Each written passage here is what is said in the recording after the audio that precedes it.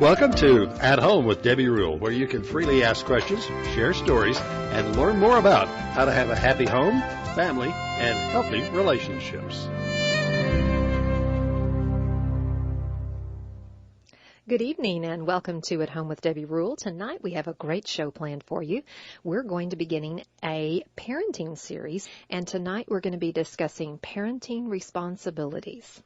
If you would like to have input on tonight's program and you haven't already written in, you can text us at 325-428-6145. That's 325-428-6145. You can also interact with our Facebook page at Home with Debbie Rule. I'm happy to hear and share with all of our listeners your thoughts, stories, and testimonies over the next hour that we spend together. Every week I share these statements of how important I believe the home is. I believe every home should be filled with family, friends, food, music, love, and celebration. But most of all, it should be a place to gather, to be cozy, and to feel safe, and the peace of God. I feel honored to have those around me year-round, and I love to say I'm at home with family and friends. Stay tuned for Thoughts from Home. At Home with Debbie Rule, your place to discover more about home, family, and relationships. Everybody wants to be in love, have great kids, and the perfect home, but nobody wants to talk about how to get there. At Home with Debbie Rule is a safe place to get advice on how to fight fair or call 911, in-laws or outlaws. Who the heck are these kids and what do I do with them? Let's face it, Modern Family isn't all fairy tales. Because there are a few places that really explore the reality of relationships, the good, the bad, and the ugly, At Home with Debbie Rule is a place where you can freely ask questions, share stories, and testimonies. I'm Debbie Rule. Join me every Sunday evening from 6 to 7 p.m. for At Home with Debbie Rule, a talk show about home, family, and relationships. At Home with Debbie Rule, right here on 95.3 FM and KNELradio.com. Follow us at Home with Debbie Rule on Facebook and podcast on iTunes. I look forward to seeing you this weekend, Sunday at 6 o'clock p.m. at Home with Debbie Rule. I love Medi-Share because they protect and respect life. Medi-Share is community. Medi-Share is affordable. Medi-Share is biblical. Medi-Share is uplifting. Medi-Share is family. Faithful. Medi-Share is hope. It's love. Learn how thousands of Christians can help you save on your health care. Call 844-74-BIBLE. Medi-Share, affordable biblical health care. That's 844-74-BIBLE.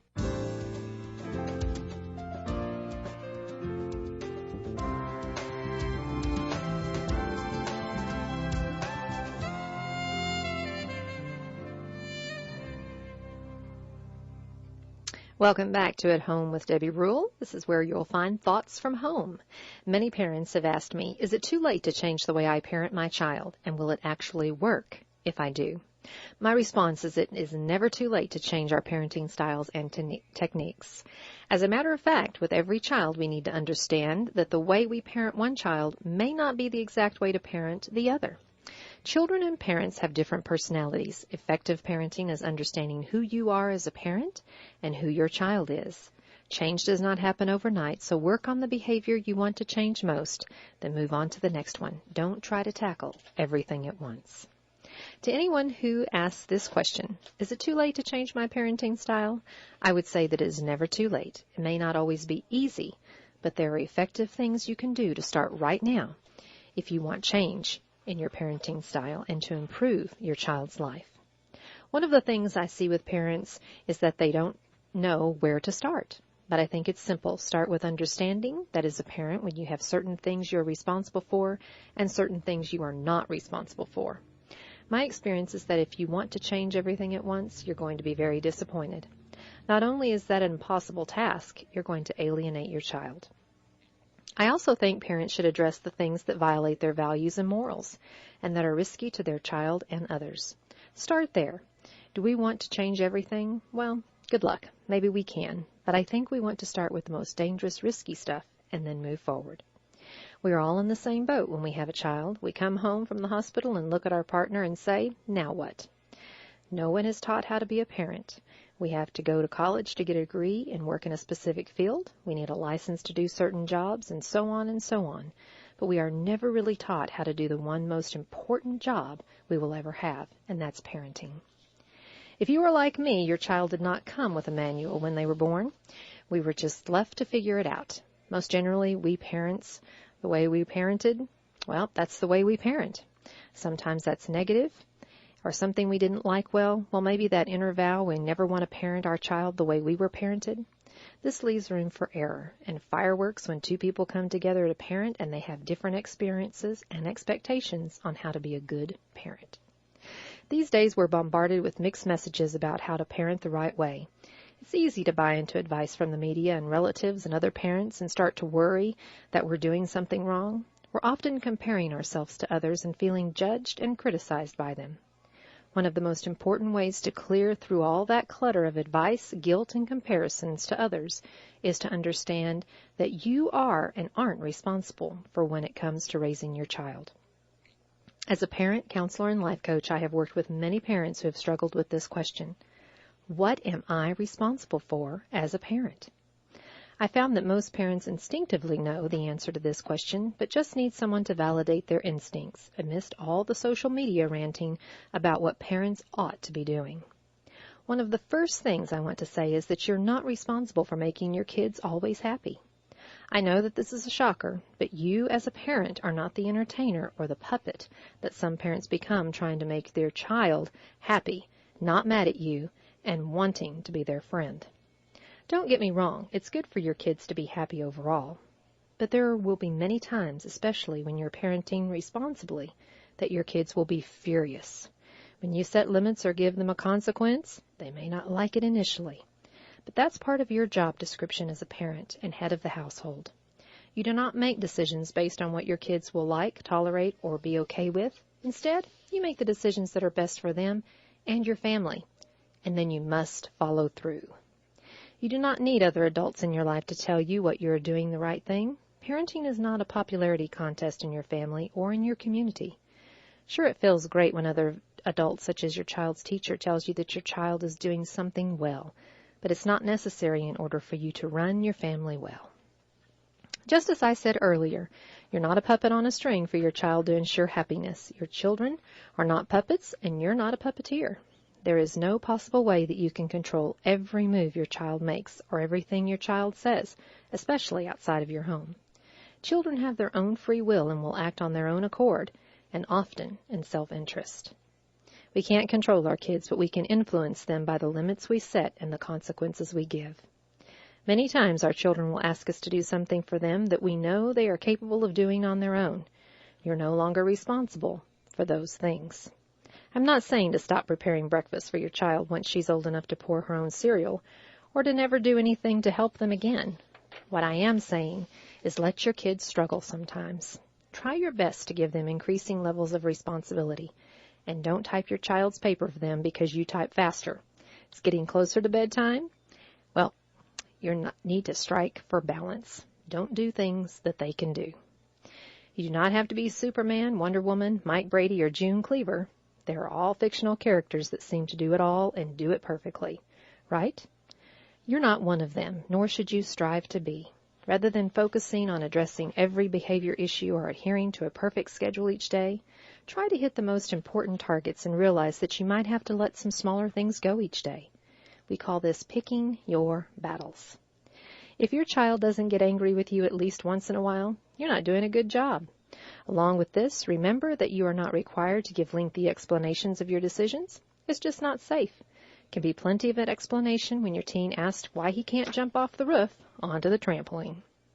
It's your responsibility. Enough justification for telling your child it's homework time. You don't need to go into all of that what ifs and if thens. Just tell your child it's time to do homework. It's your job to teach your child age-appropriate skills in order to allow them to become more and more independent. There comes a time when your child needs to learn how to emotionally soothe himself, tie his shoes, write his name, and cope with someone teasing him. Over time, he will need to develop more and more advanced skills. He needs to know how to type a paper, say no to drugs, drive a car, fill out a job application, and indeed, he needs to learn that his level of responsibility will grow throughout his life. You're responsible for holding your child accountable for his behavior and actions. At the very least, this means setting limits with your child when he or she behaves inappropriately.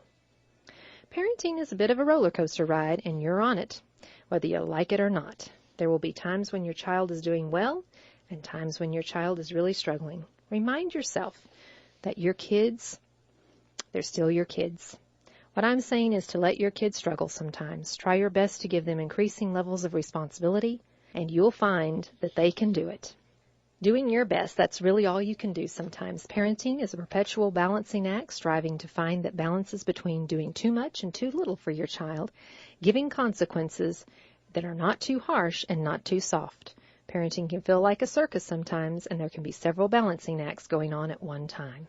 That's when you have to go back to picking your battles and realizing that nor will you ever be the perfect parent. You just need to be a good one. Above all else, remember that your child is unique, and you know him better than anyone else on the planet. You will always get input, no matter how obvious or subtle, from the world around you. However, you are the expert on your child. You get to make your own decisions about how to parent him or her. When you find yourself at wit's end, remember this too shall pass. Remember what your role is as a parent. And it's never too late to change. That's Thoughts from Home. Stay tuned. We've got more for you right here on At Home with Debbie Rule, where we talk a lot about home, family, and relationships. Stay tuned. We've got more to come.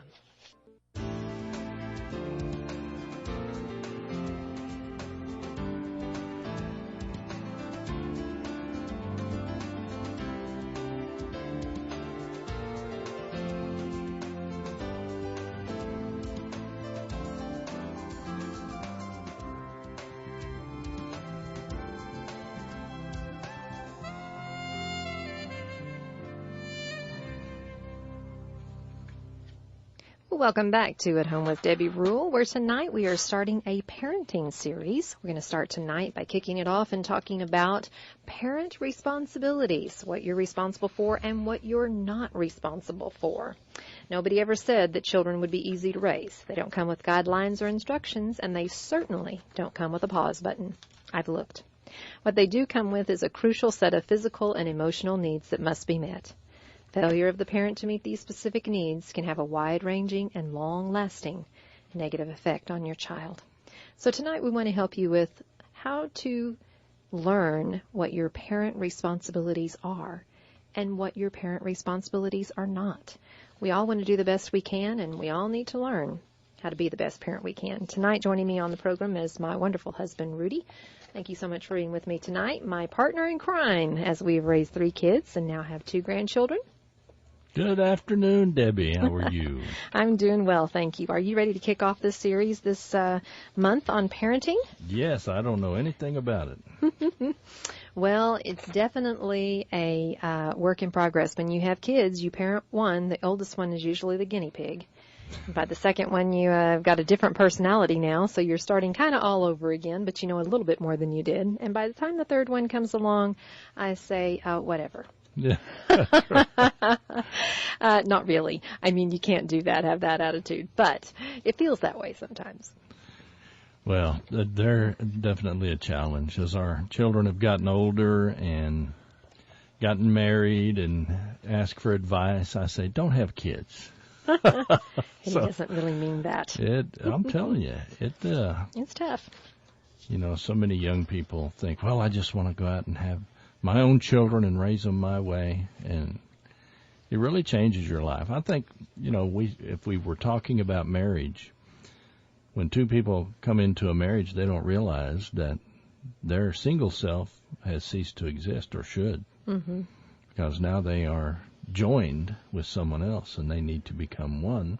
That's right. And all that stuff they used to do, they can't do that anymore. But you know, that's some of the biggest problems with raising children. You want to be that single person. You know, I deserve my time. No, you don't get any time. When you've got kids, they demand. And if you have a bad attitude about that, it's going to be really hard for everybody. But if you embrace that attitude and realize, you know what, my life has changed, it'll never be the same again, and I'm going to embrace it. I'm going to be the best parent I can be. Mm-hmm. I'll tell you, you'll be a lot happier, and so will everybody around you. So tonight we want to kick off our parenting series on talking about the things that you are responsible for as a parent and some of the things that you're not responsible for. You know, parents I've done lots of counseling sessions and talked with parents over the years about what they're supposed to do in certain situations. And sometimes it's just defining our parental responsibilities and understanding what we're responsible for as a parent and what we're not responsible for. In my opening comments, I talked about not being responsible for your child being happy.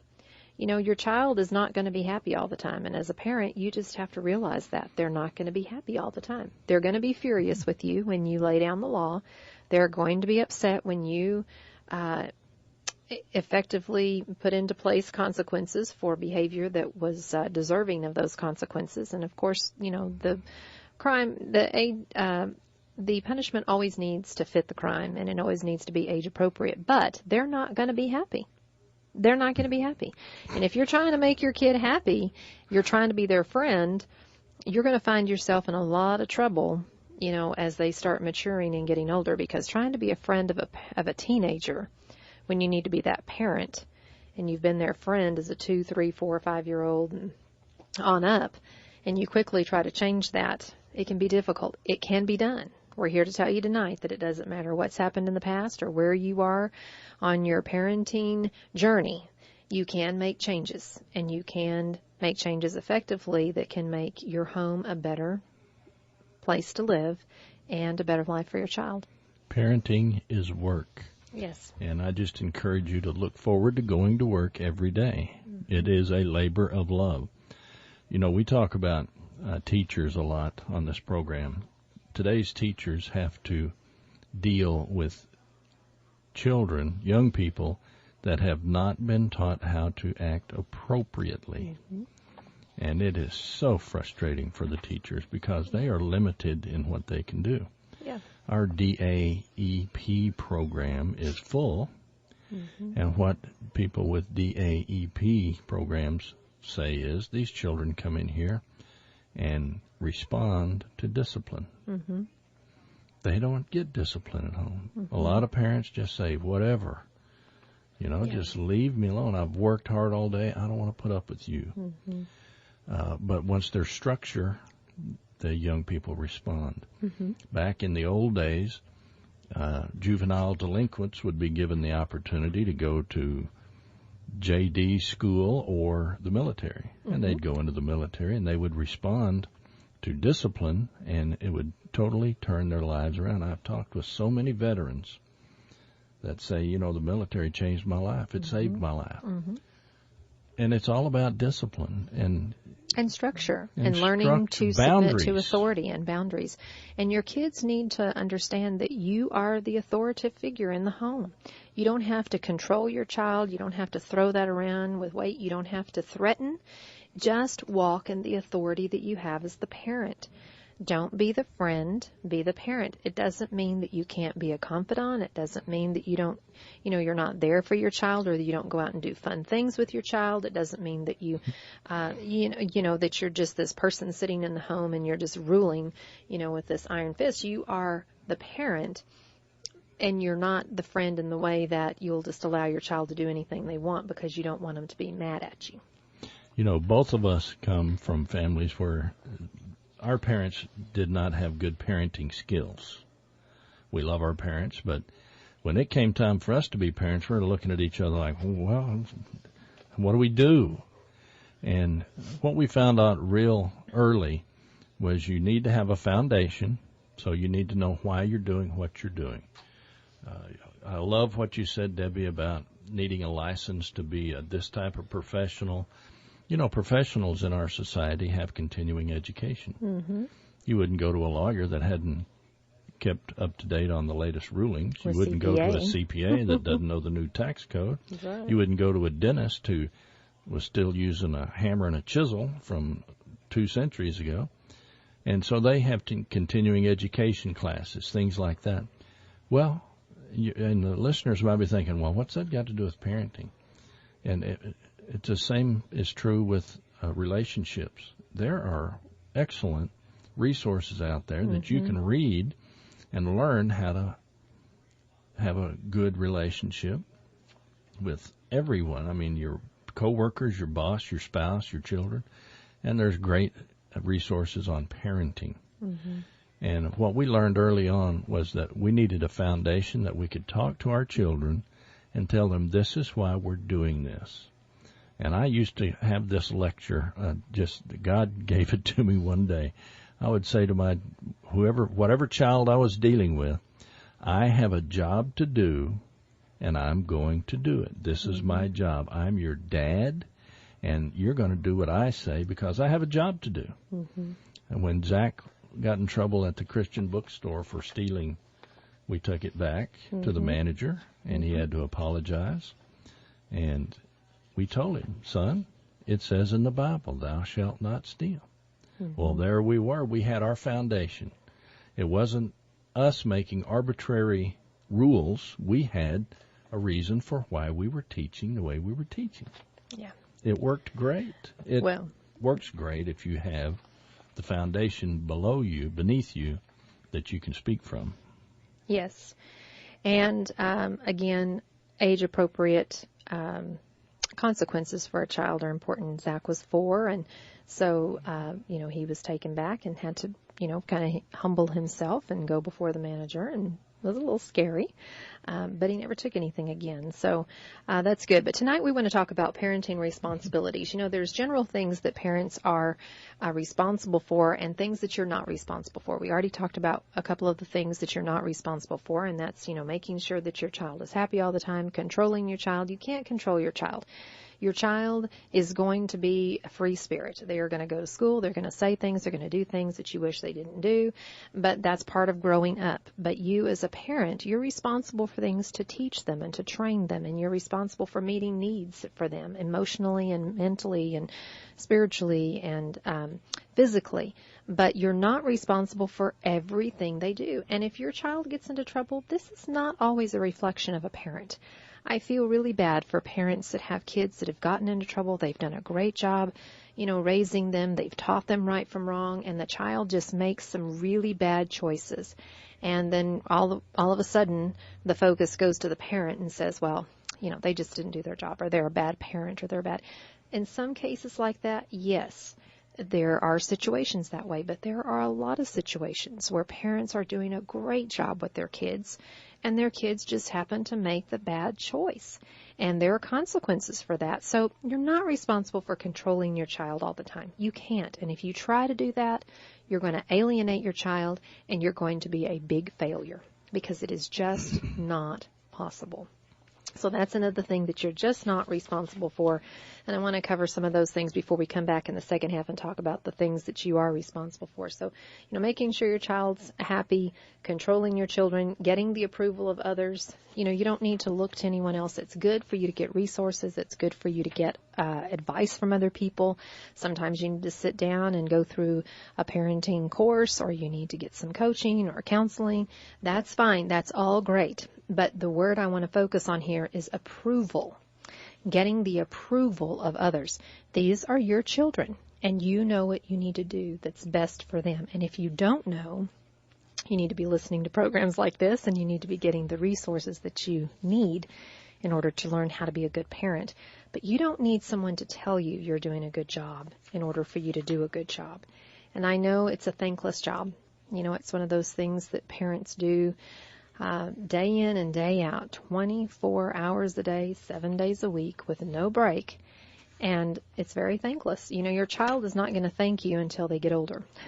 Am I speaking the truth here? Yes, you are. I mean, they'll come back later after they have kids or after they've lived a little life, and they'll say, thank you for doing what you did for me, or for telling me no, or for teaching me this.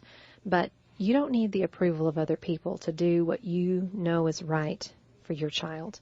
To raise your child the way you know is the right way to raise them. And if I may, I believe what you're saying is we had a situation where a relative was constantly telling us how to raise our children. This individual didn't have any children. Red flag, red flag. They were an expert on raising children, until they had children. Mm-hmm. And we just sat back. We never said a word. We just laughed. Mm-hmm. So, and all the noisy toys that they bought for our kids, we got to repay. It's funny. But, you don't need the approval of your family. And again, I'm focusing on the word approval. I'm not focusing on whether or not you need advice or help or resources. I'm talking about being motivated by what other people are going to think about you. Sometimes you've got to make some hard decisions for your children of what you're going to allow and what you're not going to allow, and it's not going to make every family member happy with you. You may have family members that say it's okay to, do some things that you just don't want your children around. And so you don't have to seek their approval. If they don't like the way you're parenting your child or the way that you're protecting your child from some things, that's okay. Let them be mad. But you've got a responsibility to do what's right by your child, and you cannot let the approval of others influence your choices and your decisions that you make for your child, because this has a lasting impact. That is so true, Debbie. Boundaries are very important. If you have family boundaries that you have agreed on, the way you're going to raise your children and live your life within your home, and you have brothers or sisters, aunts, uncles, cousins, nephews, nieces, relatives of any shape or form that say, well, we're family. Mm-hmm. No, nobody has the right to have a relationship with you. If they're doing things that you don't agree with, mm-hmm. you don't have to be a part of that. That's right. You're not telling them how to live, but they're not going to bring their sickness into your home. Right. And that's the choice that you get to make. That's your right. That's your right as a parent. And and we're going to come back here in the second half and talk about things that you are responsible for, but let's just finish with things that you are not responsible for, and that's, making sure your child's happy, getting the approval of others, controlling your children, doing for your children what they're capable of doing. I see so many parents out there that are doing homework for kids. They're doing their projects for them. They're doing all these, they're so exhausted, or they just didn't have time, or, as I said in opening comments, they can type, I can type faster than they can. You're keeping your children from experiencing life and doing their responsibility. When they go out and get a job, their boss is not going to do their job for them. So you've got to allow them to experience the responsibilities that are laid before them and let them grow through that. And you're really doing them a disservice when you don't allow them. When are you going to let your child learn that life is hard? Mm-hmm. After they're grown? Boy, they're going to have a rude awakening. Tough consequences that come with that. Life is hard, and that doesn't mean you make life hard on your kids. Life's hard anyway. Yep. Going to school and being different, and everybody's different. Who's popular this week? Who's not? I mean, bullying and teasing and ridicule and this, what's popular and what isn't, and what opinion and how you look. Life's hard enough as it is, and trying to protect them from everything that comes at them isn't really doing them that big of a favor. Mm-hmm. Well, and protecting them is one thing, but allowing them to do their own work, to be responsible, to have responsibilities in your home, to have chores. We told our kids, you get an allowance, but you do your chores whether you get your allowance or not. You get your allowance taken away by having bad behavior and certain things like that, but your chores are part of family responsibility. You're part of a family. We all have things that we have to do. Mom and Dad go to work. We do what we need to do. We do our chores around the house. You have chores too. They're not paid jobs. They're chores. They're responsibilities that you have as being a part of a family. And so on that note, we're going to take a short break. We'll be back for the second half, talking more about a parent's responsibility. Stay tuned. We've got so much more to come right here on At Home with Debbie Rule. Are you facing a crisis, or has something unexpected happened to you? Maybe your home and relationships have been harmed by divorce, or do you have marriage, parenting, or blended family issues, career choices, financial issues, addiction, or just plain old I need to know how to do life better to avoid making so many bad choices? At Home Success Coaching is a great place to start. If you need someone to listen, someone to talk, to process your feelings, insight or advice on how to have a better life, At Home Success Coaching can help you out of a crisis or just help you stay on the right path and reach the goal of having the very best home, family, and relationships possible. At Home Success Coaching is a nonprofit organization, and there is no charge for our services or programs that are offered. Visit at homesuccesscoaching.com. That's at homesuccesscoaching.com, helping one home at a time. Mandy's Hair Store, your one-stop shop for your beauty needs, has added to their staff. Now fully staffed and ready to serve you with all your family hair care needs. Walk-ins are always welcome at Mandy, so stop by today at 404 East Commerce and see Mandy or Jackie and the rest of the gang. They are ready to serve you. Hair color, highlights, perms, nails, and petties. All the same awesome services, but more staff to serve.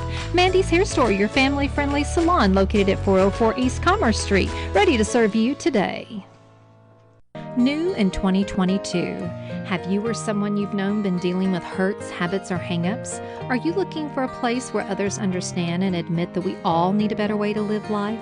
Heart of Texas Celebrate Recovery is a Christ-centered 12-step recovery program designed to help deal with past hurts, unhealthy habits, and hang-ups that keep us from successful living. Celebrate Recovery is not just for those dealing with addictions to drugs and alcohol. Celebrate Recovery is much more. Anger issues, insecurities, codependency, abuse, fear, anxiety, divorce. Celebrate Recovery helps us all find freedom, support, healing, peace, and new life. Heart of Texas Celebrate Recovery meets Thursdays at 6 o'clock p.m. at the Heart of Texas Event Center located at 804 San Angelo Highway. We look forward to you joining us this Thursday at 6 o'clock. What is in your future is so much better than what's in your past. The time is now to come and celebrate with us.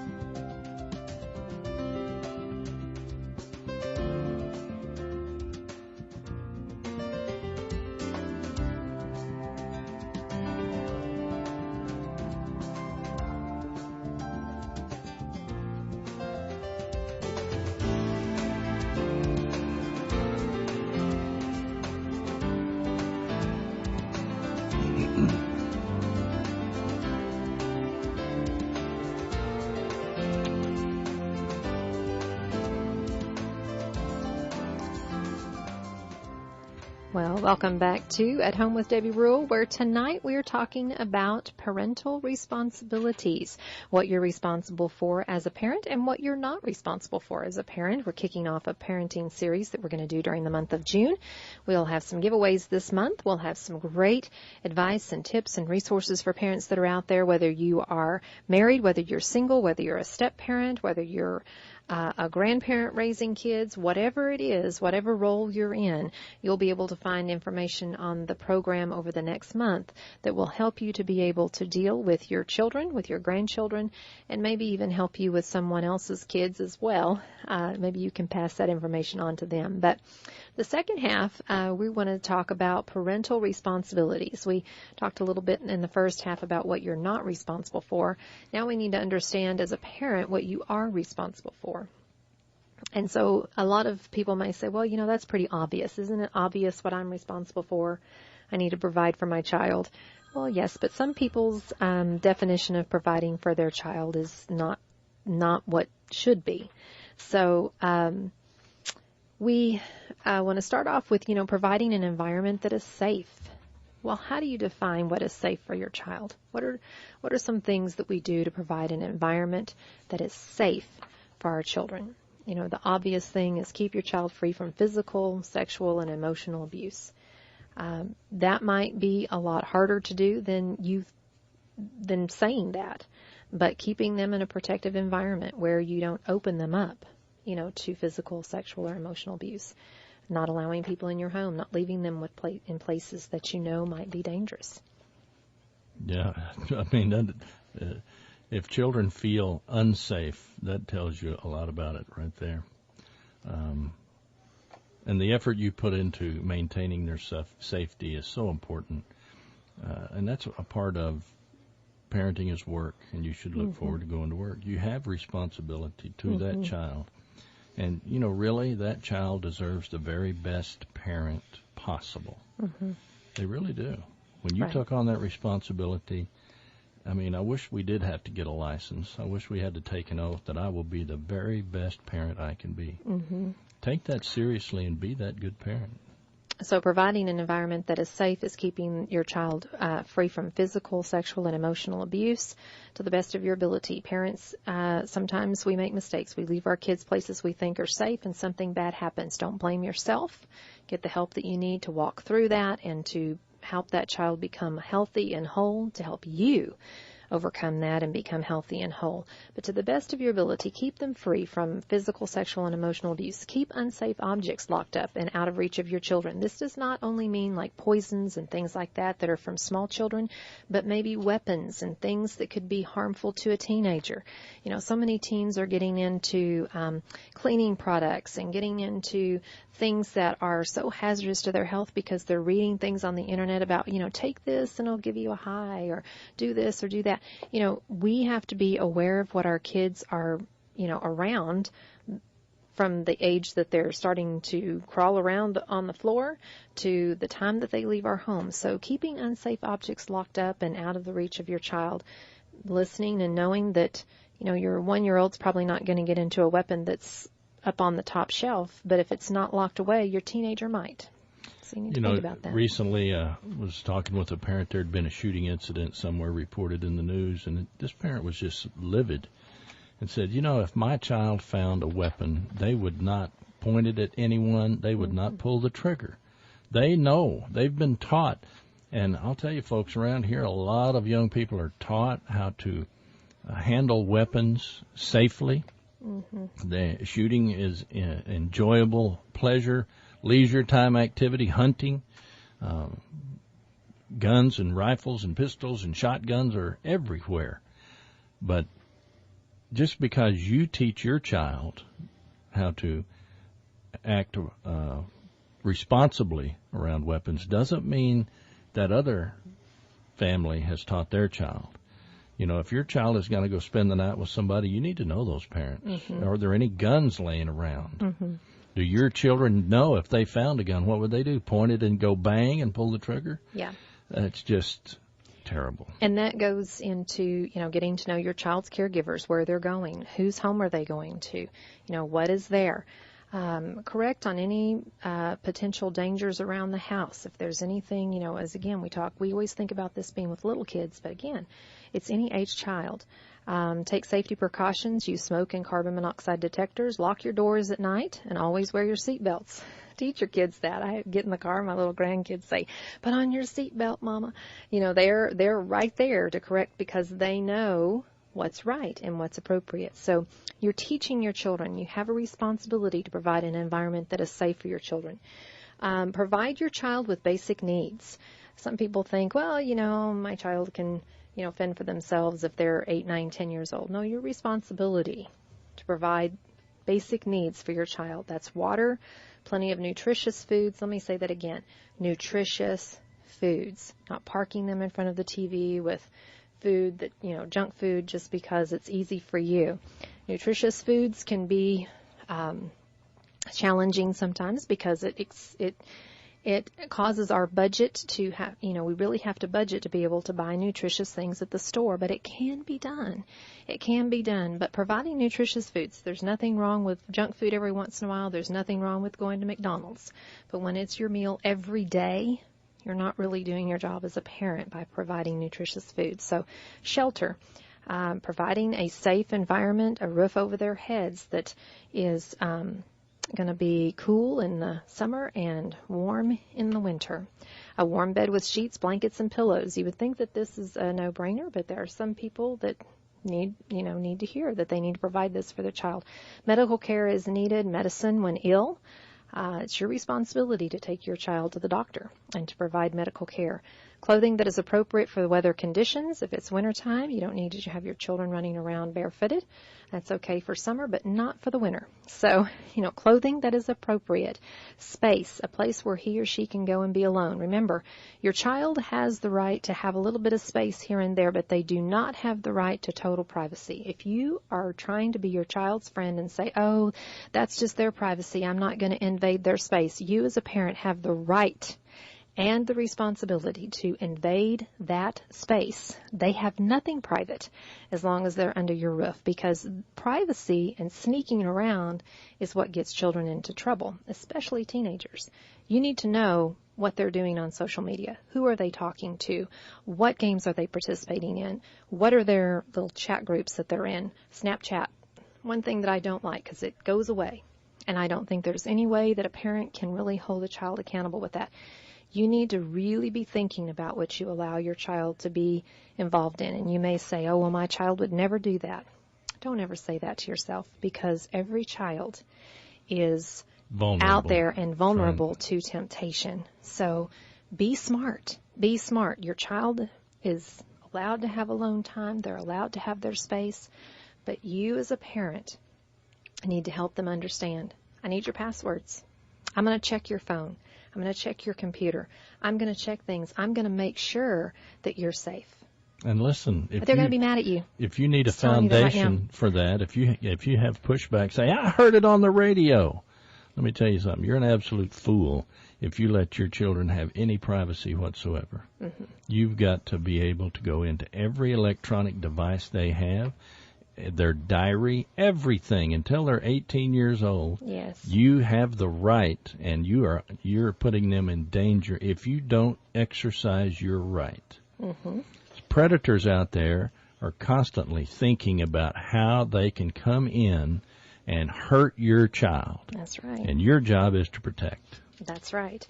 And so it's okay. If your child's going to be mad at you, let them be mad at you. They'll get over it. When they get older, they'll thank you for protecting them from places where they were vulnerable. Provide your child with self-esteem needs. You know, a lot of times we don't think about this as parents, the way we talk to them or the way we treat them. We don't realize that it kills their self-esteem. And you as a parent need to be one that encourages and builds them up. Doesn't mean you don't discipline. It doesn't mean that there are not consequences, but it means that your job as a parent is to help that child to grow up healthy and whole and have confidence in themselves that they can go out and they can say no to things they need to say no to. Accept your child's uniqueness and respect his or her individuality. Every child is not the same. And I think where parents make a mistake is they want to parent a child based on their personality, or, you know, the first child, the second child, the third child, the fourth child on down. They all have different personalities. So sometimes you have to tweak your parenting just a little bit. It doesn't mean you change the way you're parenting, but the approach that you have with that child may have to change a little bit for it to be effective. And so accepting your child's uniqueness and building them up rather than tearing them down. Watching your tone, watching your attitudes. If you're angry and you're stressed after you come home from work, you know that's probably not the time to sit down and have a heart-to-heart talk with your teenager that just got in trouble at school. Let yourself have some time to have some downtime before you go into that type of discussion. Providing self-esteem for your child can be challenging because as parents, we are challenged with life. And, you know, we hurt the ones that are around us the most, I think, in our home. And so, really pay attention to how you're speaking to your kids. Encourage and don't push your child to participate in clubs or activities or sports, but encourage them to be a part of things because they'll be well adjusted if they'll be a part of things. Notice and acknowledge your child's achievements and pro-social behavior. Encourage proper hygiene. Set expectations for your child that are realistic and age appropriate. Don't compare your children. You know, if you have one child that makes straight A's and it's easy for them, and you have another child that's studying and working hard and, you know, boy, they just made one B. Or maybe they pulled a C and it was the best that they could do, and you know it's the best they can do. I'm not talking about the child that was lazy and irresponsible and you know they can do better. I'm talking about the child that's working their hardest to do the very best that they can, and you compare them and say, why can't you be like your sister and make straight A's? You know, why can't you be more like her? You're always getting into trouble. She never gets into trouble. That's the worst thing that you can do is compare your children. That is very negative on their psyche. You want to drive a child into a bad place, start berating them like that or beating them down emotionally. Mm-hmm. And they... You know, one thing that really gets me livid is when you have somebody in a position of authority say, well, you know, children are resilient. That just makes me so angry. Listen, your skin's resilient, but if you cut yourself, you're going to scar. If you hurt a child, they will recover from it. They may survive it, but it will leave a lasting impression. So whenever somebody starts talking about how resilient children are, that's a cop-out. That's a cop-out that excuses bad behavior and excuses hurting children. There is never, don't ever justify bad behavior. Don't ever allow bad behavior to go unchallenged. Yes.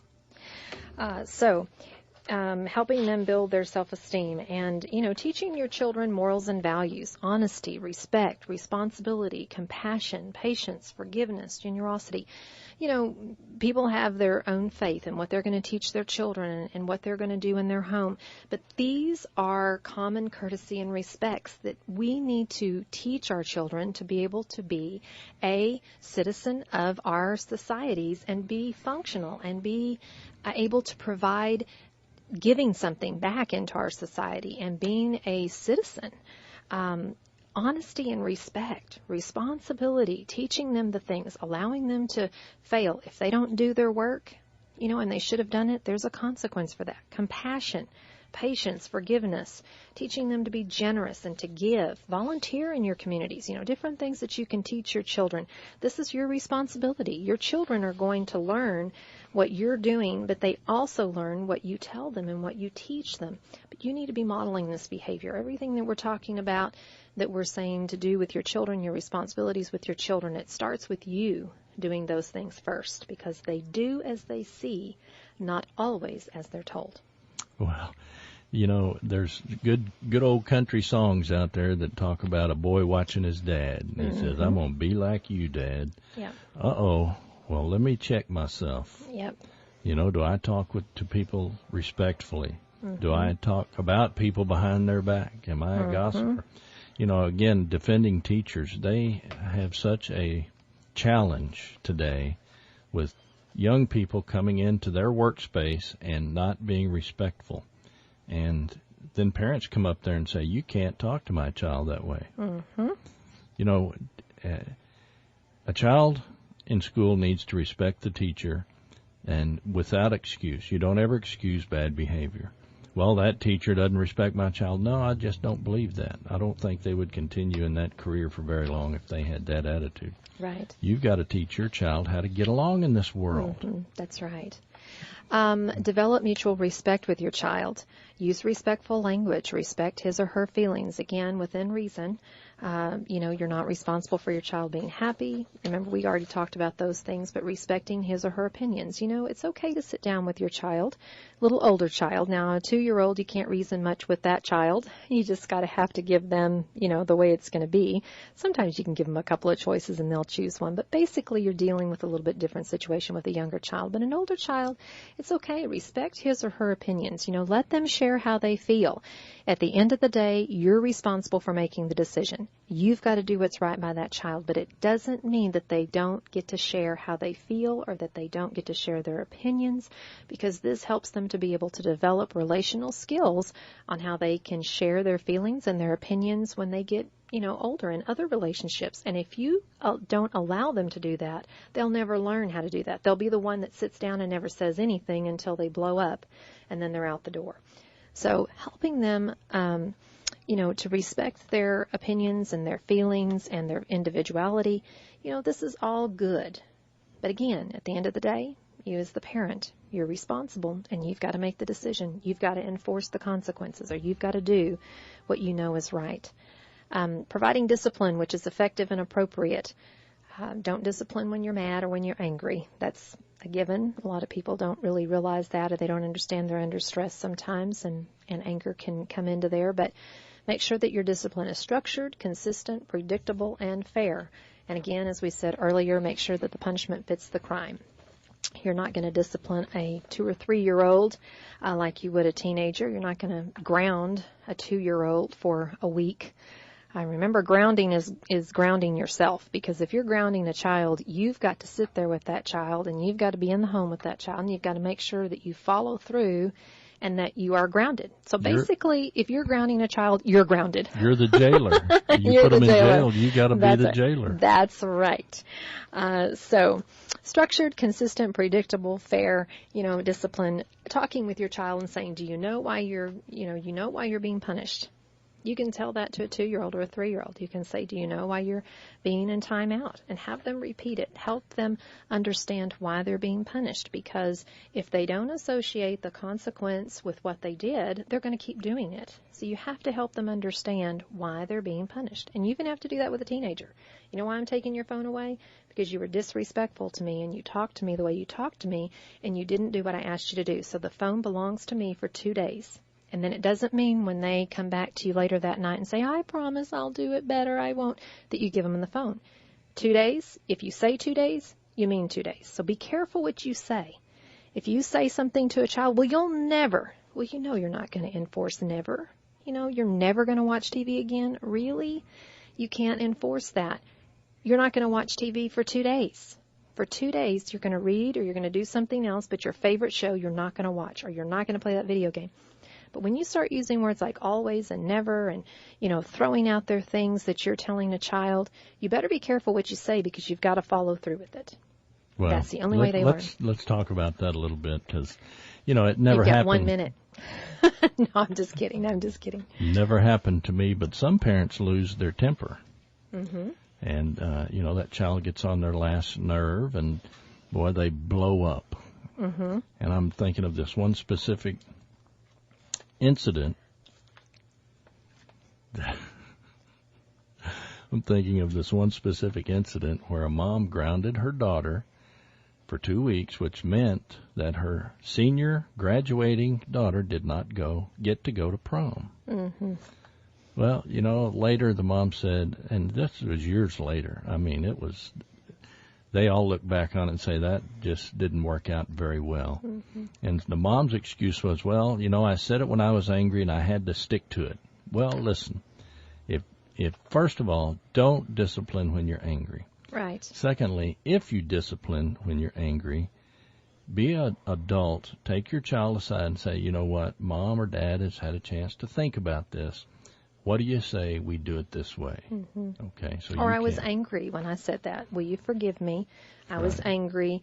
Let's rethink the punishment here because I didn't make a good decision. That's right. You need to do that instead of just saying, oh, well, you're whining about it, so I'm going to go back on the punishment. So what you make is a good point, but you have to preface it with, I made a bad choice there. I didn't make a good decision on the punishment. We're going to rethink it. But don't let kids talk you out of their punishment. They know when they can manipulate and do that. A couple of things before we end. Involve yourself in your child's education. Get to know your child and spend quality time together. Be approachable to your child. Ask questions. Communicate. If you want a teenager to come and talk to you, be available. You're not going to be able to take them aside and talk to them when you want to talk, but if you'll provide an environment that is safe and secure and trusting, they will come to you when they're ready. You just need to be available.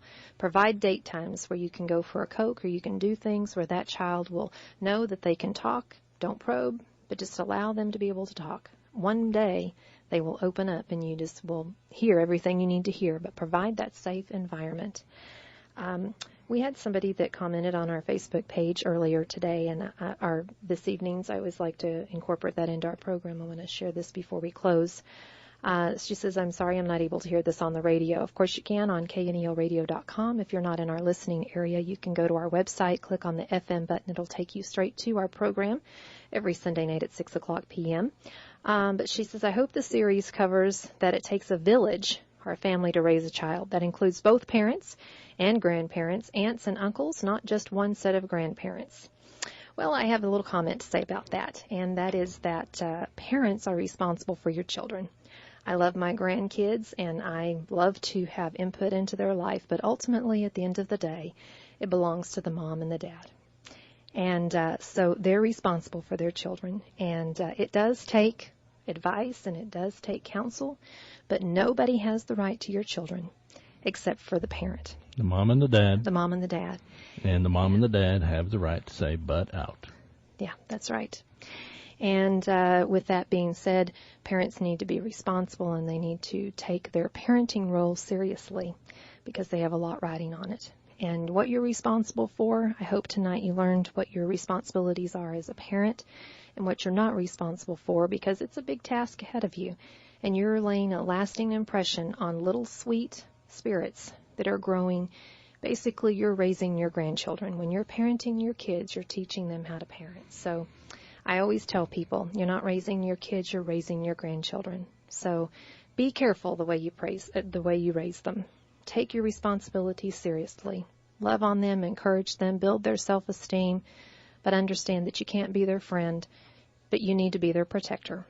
Always be their protector, and keep them from situations that could be harmful. I always tell moms with sons, you're not raising boys, you're raising men. That's right. And you can't start too early. That's right. And no one has a right to your children except for you. Mom and Dad, that's your right and your responsibility. That's your right and your responsibility, that's right. Emphasis on responsibility. Yeah, be responsible. Well, we are so happy to start this series this month. We've got a lot of great topics that we're going to be talking about. We topped off tonight with your responsibility as a parent, what you're responsible for, what you're not responsible for. Through the month, we're going to be talking about blended families, parenting alone, all of these things that are questions that we have now in our life that sometimes you just feel like, what do I do? You know, you're not alone. There are resources out there. There are places where you can get advice, but ultimately, you are responsible as the parent, but we're here to encourage you and to help you and to give you tips on how to be an effective parent and enjoy parenting. I'm here to tell you it goes by quickly. It's the greatest joy of life. It is. And if you feel like you're failing as a parent, I just want to say this in closing. If you feel like you're failing as a parent, please give yourself grace. That child didn't come with a learner's manual.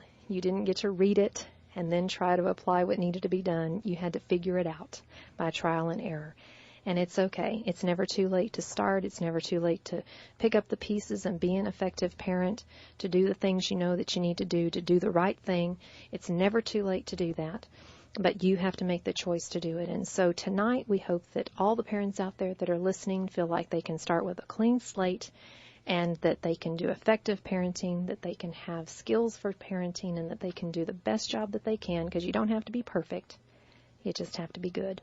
It's good to be there, too. It's good to be there. That's and right. Don't ever make excuses for bad behavior.